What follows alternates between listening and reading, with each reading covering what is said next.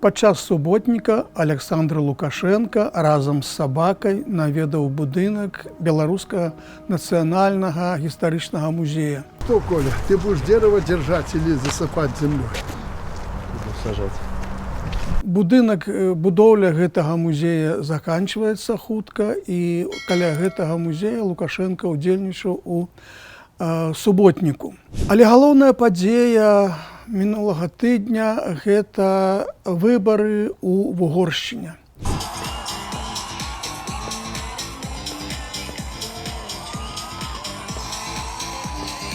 Кіроўная партыя Фідэс на чале з Віктарам Орбанам, якая кіравала краінай 16 гадоў, пацярпела сакрушальную паразу. І гэта знакавая падзея для еўрапейскай палітыкі і, можа, нават і сусветнай. Увогуле, сітуацыя, калі адзін чалавек доўга займае кіроўную пасаду, доўга кіруе краінай, нічога добрага не нясе гэтай краіне, як правіла. Александр Лукашенко падчас інтэрв'ю Russia Today спрабаваў апраўдацца. Ён казаў, што добра, калі чалавек знаходзіцца ва ўладзе працяглы час. І наадварот, тыя палітыкі ў дэмакратычных краінах, якія мяняюцца падчас выбараў, гэта временщики. У вас на Западе, и в этом ваша беда, и Макрона, президента Франции, и Мерца и так далее, они временщики. Понимаете, они временщики. Пришли, схватили и ушли. Вот основа их политики. Поэтому они не думают о народе Франции, Германии и так далее. И в этом их проблема. Ну, але чаго не скажаш дзеля апраўдання. Само інтэрв'ю Russia Today выйдзе наступным тыднем. І там пагаворым больш падрабязна. Вяртаючыся да вугорскіх выбараў, варта адзначыць, што яны перапынілі тренд, які быў названы ў экспертнай супольнасці правым маршам. Калі правыя палітычныя сілы перамагалі на выбарах у краінах Захаду, і галоўнай падзеяй гэтага тренду гэта сталі выбары прэзідэнта Дональда Трампа ў Злучаных Штатах. Ці можна з гэтага зрабіць выснову, што тренд спыніўся і будзе павернуты ў некі іншы бок, пакуль казаць рана. Але тым не менш мы гэтую падзею, гэтую тэндэнцыю зараз назіраем. Увогуле, параза Орбана ў Угоршчыне будзе азначаць тое, што будзе пэўныя змены, як можна меркаваць, у адзінай палітыцы Еўрапейскага звязу. Бо Віктар Орбан тарпедаваў адзіную палітыку еўразвязу адносна Расіі, адносна Беларусі. Ён блакаваў санкцыі супраць Расіі і блакаваў выдзяленне дапамогі фінансавай у краіне. Таксама можна сказаць, што і Угоршчына ламала агульную лінію на ізаляцыю беларускага палітычнага рэжыму. Віктар Орбан наведаў Беларусь у 2020 годзе напярэдадні прэзідэнцкіх выбараў у Беларусі.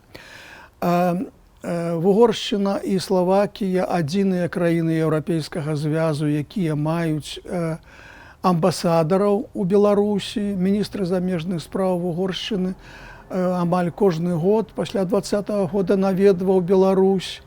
Ну, цяпер можна меркаваць, што гэтая лінія спыніцца. Да іншай тэмы працягваюцца і нават павялічваюцца палітычныя рэпрэсіі ў Беларусі. Тут можна казаць і пра тое, што экстрэмісцкім названы чат, у якім родзічы палізняволеных абмяркоўвалі нейкія праблемы свае. Лукашенко падпісаў папраўкі ў адміністратыўны кодэкс, якія больш жорстка ацэньваюць нейкія падзеі, якія можна назваць правапарушэннямі, скажам, незаконнае прадстаўніцтва на міжнародным узроўні Беларусі. Ну, а таксама караецца так званая прапаганда ЛГБТ, педафіліі, child-free і іншых кірункаў. Прычым у адну звязку аб'яднаны такія розныя з'явы, як педафілія і ЛГБТ. Ну і мне падаецца вельмі важным рашэннем стало рашэнне Верховнага суду аб аб'яўленні экстрэмісцкай арганізацыі Европейского гуманитарного университета. Верховный суд вынес решение о признании иностранной организации Европейский гуманитарный университет с входящими в ее состав структурными подразделениями экстремистской и запрещении ее деятельности с использованием символики и атрибутики на территории нашей страны. Это даволі моцны удар по планах, по перспектывах гэтага універсітэта. Ну і гэта недружалюбная акцыя супраць Літвы, бо Еўрапейскі гуманітарны універсітэт з'яўляецца юрыдычнай асобай Літвы. І таму у дадатак да мігранцкіх атак, да кантрабандных балёнаў, да грузавікоў, якія былі арыштаваныя, вот яшчэ дадаецца і рэпрэсіі супраць літоўскай юрыдычнай асобы, дзе вучацца ў асноўным беларускія грамадзяне.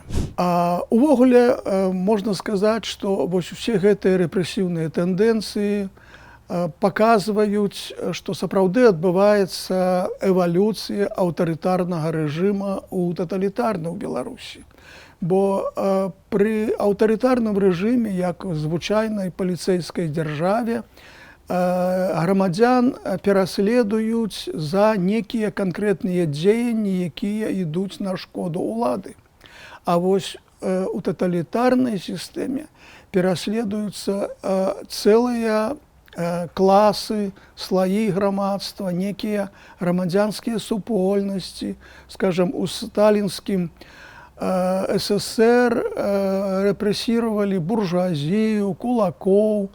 У гітлераўскай Нямецчыне рэпрэсіямі падвяргаліся габрэі, ромы. А калі казаць пра Беларусь, то тут, бачыце, цэлыя супольнасці аб'яўляюцца, крыміналізуюцца, аб'яўляюцца экстрэмісцкімі. Гэта і тыя самыя чаты сваякоў палізняволеных, гэта і Еўрапейскі гуманітарны універсітэт і іншыя супольнасці.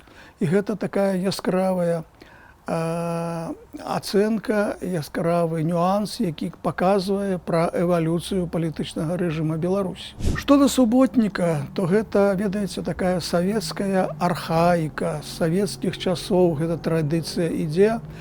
Па ўсёй пастсавецкай прасторы ад гэтай традыцыі адмовіліся, і толькі ў Беларусі яна захоўваецца.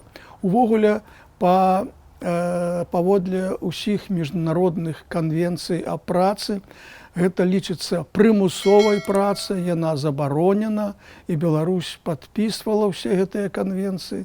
Тым не менш, вось гэтая прымусовая праца ў выглядзе суботніка у Беларусі захоўваецца, што яшчэ раз падкрэслівае, які архаічны рэжым існуе ў Беларусі.